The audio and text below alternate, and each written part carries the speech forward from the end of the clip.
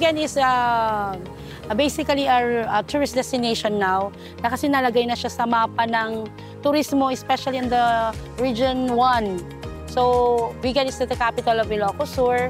So, Vigan is basically a small city. We only have 39 barangays, 9 of which ay nasa poblacion area. The rest of the 30 nasa rural area siya. So, of course, we are very proud being a UNESCO World Heritage Site, the only UNESCO World Heritage Site in the Philippines. So, we're very proud of that. Ang Vigan is actually the center of all the activities here in Ilocos Sur. Kasi Vigan ang sentro ng edukasyon, sentro ng ekonomiya, sentro ng economic activities, social gatherings, Vigan po yung sentro. Of course, we're also very proud po na marami po kaming festivals na pwedeng puntahan during that time ng mga turista natin. We have the Longanisa Festival and the Vigan City Fiesta on January. We have the Viva Vigan Binatbatan Festival of the Arts in May. And then we have the Solidarity World Heritage Cities Cultural Festival this September. And we have the Ranyag the Vigan Twilight Festival in the end of October going to November 1. And then we have the Artes Ita Pascua during the December. Ito po na mga festival na to, ang sinesentro namin is yung mga cultural competitions na ginagawa dati. We have the Repaso de Vigan. Ito yung pinaka-grande naming celebration na binabalik namin ulit. Ito yung yung parade siya pero may action, may drama on the streets. We're going to celebrate it again and we're going to do that again on September 13. So we're inviting everybody to come and witness. Isa ito sa sineselebrate namin. We're very proud of being a Vigenyo. So we want to share it to the whole world. We want to show you our beautiful place, our beautiful people. So we want to show them that Vigan is really a UNESCO World Heritage Site and a U7 Wonder City of the world.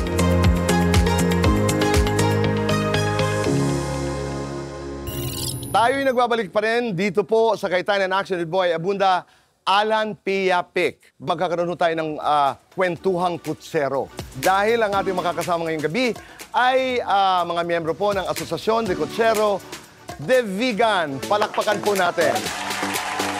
Maraming salamat. Kuya Boy, di ba, sabi ng mga turista, iba daw talaga yung naglalakad, iba din yung nagbike, pero iba daw yung nakasakay ka, di ba? Talaga sa kalesa at kasama mo yung tour guide mong kutsero, iba daw yung historical perspective, kaya subukan nyo po. Ganda naman, di ba? Kuya, pero history din na ang lolo namin kutsero. Oh. Ang tatay ni Senator Rene Cayetano, kutsero po siya. Hindi yan nakapagtapos ng pag-aaral, pero napag-aaral niya lahat ng anak niya sa pagkukutsero niya. Napakagandang trivia noon. Ang magandang balita ho dito, pero batiin ho muna natin.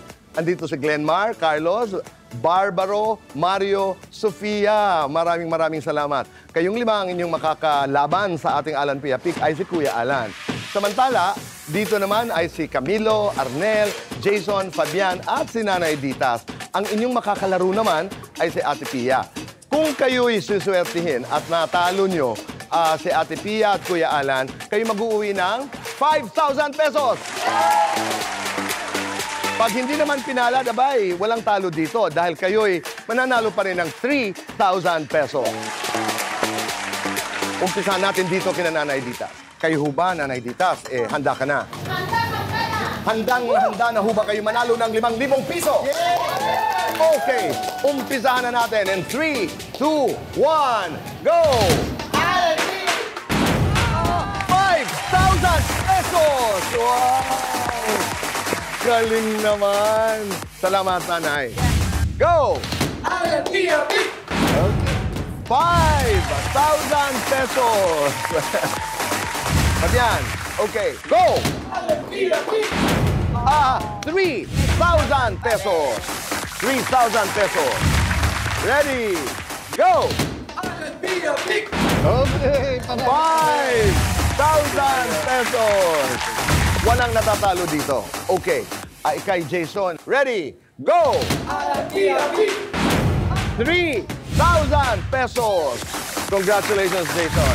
Ready, go! Alan-Pia Pic! Nanalo pa rin. 5,000 pesos. Ibang mga taga-Vigan. Arnel, go! Alan-Pia Pic! 5,000 pesos. Congratulations, Arnel. Ready? Go! Oh, 3,000 pesos para kay Carlos. Mang Camilo, go! 3,000 pesos. Congratulations. Dito naman tayo. Glenmar, go! Dalawa. 3,000 pesos. Congratulations. Palakpakan ho natin ang ating mga mahal at ang ating mga kaibigang kutsero. Maraming galing nyo ho, nanay. Magaling na magaling. Kuya Alan, nagawa natin ito dahil sa mga kaibigan nating sumuporta. Ay, meron pa tayong mga t-shirt pala na ipamimigay. Go ahead. At Kuya Boy, habang pinamimigay nila, of course, we'd like to thank the one and only former Governor Chavit Singson kasi parati niyang ini-encourage tayo na to enjoy Ilocos Sur and of course, vegan, di ba?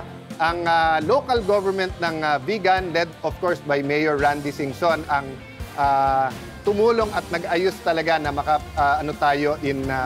makapag-shoot tayo Dito. all around vegan. And then of course, Governor Jerry, maraming salamat sa iyo. Risa Moises of Genesis Joy Bus Transport. Salamat! Fresh na fresh si Kuya Boy kahit na ilang oras ang biyahe. Thank you very much, Risa. Kami naman fresh na fresh ang tulog at nag-enjoy. Hindi lang si ate, siyempre si Lani because of La Casa and Vegan Plaza Hotel. Thank you sa inyo. And then SMG Travel and Tours, thank you sa inyo. Actually, Kuya Boy, ang dami nating gustong banggitin na mga cafe, restaurants, coffee shops, di ba? So, although nagpapasalamat tayo lubusan sa Hidden Garden Cafe, let me encourage everyone, pagdating mo dito sa vegan, hindi mo lang mafe-feel, hindi mo lang makikita, matitikman mo talaga, di ba? Ang sarap ng pagiging isang Ilocano at ang sarap ng heritage at history ng vegan. Dito talaga umikot ka lamang ay para kang nararanasan mo ang ating kasaysayan. Katulad ngayon, Like walking back in time. yeah, we are in Plaza Burgos. Di ba? Malapit dito ay ang Calle Crisologo kung saan naroon ang ating tinutuluyan. Katulad dito, yung effort i-preserve, effort i-rebuild.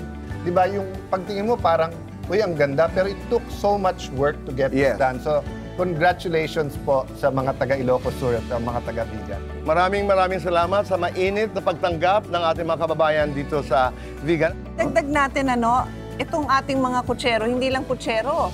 They are historians. They Yes. are keepers of the history at kinikwento nyo sa lahat ng nagiging pasahero ninyo. Napakasarap naman nun. Ito isang imbitasyon po sa inyong lahat, ating mga kababayan, and also to people who are planning to visit the country. You have to come and visit Vegan. Yes. Lovely story. Maraming salamat, Nanay Dita. Maraming salamat. Maraming salamat. Napakagaling magkwento po. Maraming salamat, Vegan, sa inyong mainit na pagtanggap na puno po ng kwento at tulong ang ating gabi. Hindi lang ganda ng lugar ang nakita natin, kundi ang tibay ng pamilyang Pilipino at ang kahalagahan ng pagkakaisa sa paglutas ng problema. Idagdag ko nga dyan, yung pagpe-preserve dito, dala yan ng bawat Pilipino, bawat kutsero, bawat Ilocano na nagmamalasakit para sa kanyang probinsya. Nabanggit mo na bawat Ilocano, kaya hindi pa tayo dito nagtatapos. May mga kwentong Ilocano pa tayong bibigyan ng pansin at tutulong tayo muli sa susunod na linggo. Katulad ng kwento ng Vegan at paano ito sinave nung digmaan, iniiwan po namin ang aming mga puso dito sa Vegan na punong-puno po ng pasasalamat. Muli nating babalikan at babalik-balikan ang Vegan dito lamang po sa Cayetano in Action! Cayetano in Action!